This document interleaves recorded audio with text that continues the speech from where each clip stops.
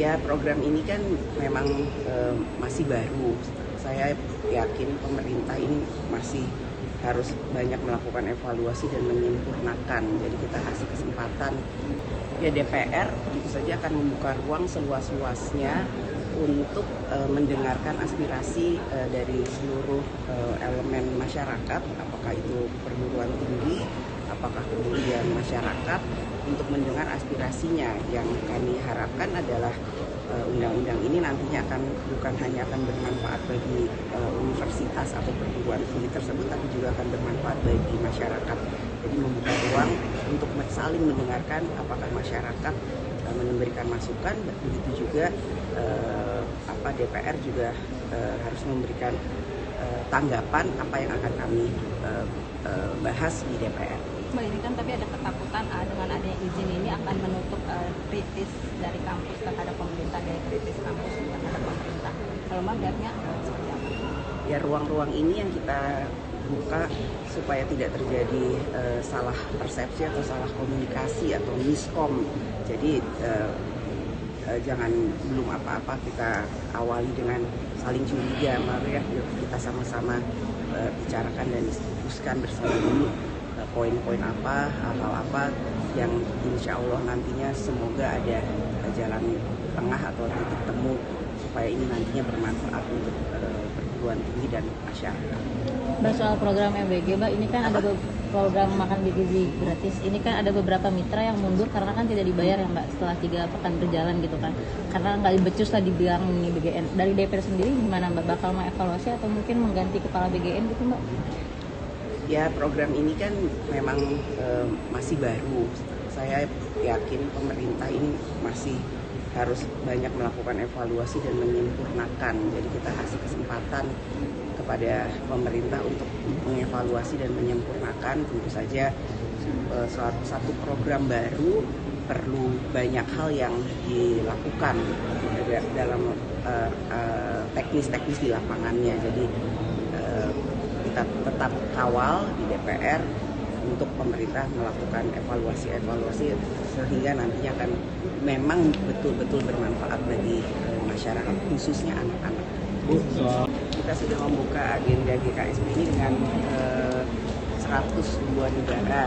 Semoga tahun ini sudah bisa berjalan dengan baik dan lancar sehingga memang forum kerjasama GKSP ini memang bisa menjalin hubungan kerjasama antar parlemen dengan baik dengan negara-negara terkait, dan kemudian forum parlemen ini tentu saja nantinya akan bermanfaat untuk membantu kerjasama parlemen dan juga membantu kerjasama di forum-forum internasional dalam kebijakan pemerintah antar kedua negara.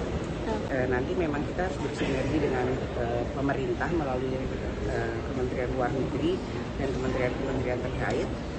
Memang program-program dan kebijakan apa yang bisa kita sampaikan terkait dengan negara-negara yang nanti akan kita datangi. Itu memang perlu keberlanjutan dan sinergi di antara kedua negara. Soal Apresiasi terkait dengan hal itu, namun ini juga merupakan tantangan bagi pemerintahan Presiden Prabowo bahwa walaupun belum 100 hari ke depannya pemerintahan ini tentu saja harus bisa melaksanakan pemerintahan ini dengan sebaik-baiknya dalam menjalankan semua programnya kesejahteraan rakyat. Soal PMI di masyarakat yang di Malaysia, bahkan untuk diri DPR sendiri kan juga ada wakilnya. Ya, kementerian terkait, kemudian aparat penegak hukum harus segera menindaklanjuti hal tersebut, menyelidiki dan mengambil langkah-langkah yang diperlukan untuk menyelidiki dan tentu saja melindungi warga negara Indonesia yang kemudian terkena korban dan memitigasi jangan sampai terjadi lagi hal seperti itu. Kalau dari DPR gimana? Paulus Thanos gimana, Mbak? Apa? KPK. Apakah DPR rencana akan memanggil? Apa? Apakah DPR rencananya akan memanggil Menko terkait dengan Itu nanti di komisi terkait tentu saja akan melaksanakan hal-hal terkait hal itu.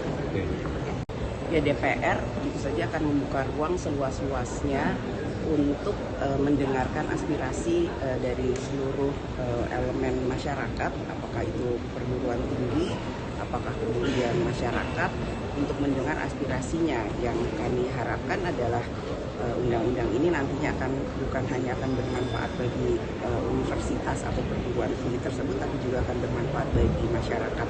Jadi membuka ruang untuk saling mendengarkan apakah masyarakat memberikan masukan, begitu juga DPR juga harus memberikan tanggapan apa yang akan kami bahas di DPR. Mbak, ini kan tapi ada ketakutan dengan adanya izin ini akan menutup kritis dari kampus terhadap pemerintah, daya kritis kampus terhadap pemerintah.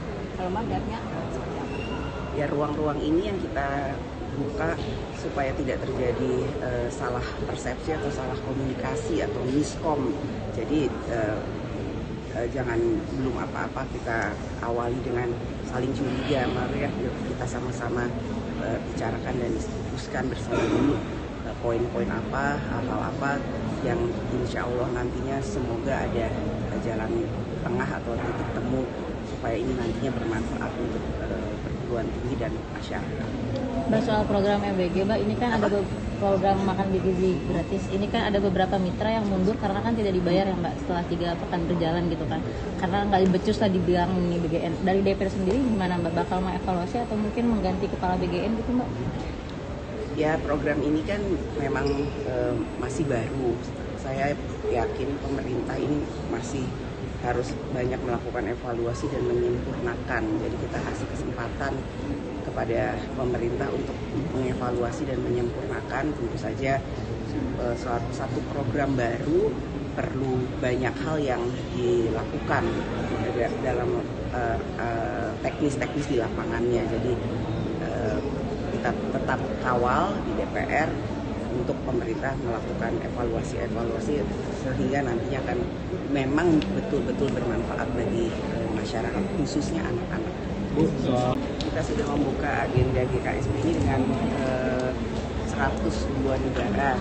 Semoga tahun ini sudah bisa berjalan dengan baik dan lancar sehingga memang forum kerjasama GKSP ini memang bisa menjalin hubungan kerjasama antar parlemen dengan baik dengan negara-negara terkait, dan kemudian forum parlemen ini tentu saja nantinya akan bermanfaat untuk membantu kerjasama parlemen dan juga membantu kerjasama di forum-forum internasional dalam kebijakan pemerintah antar kedua negara.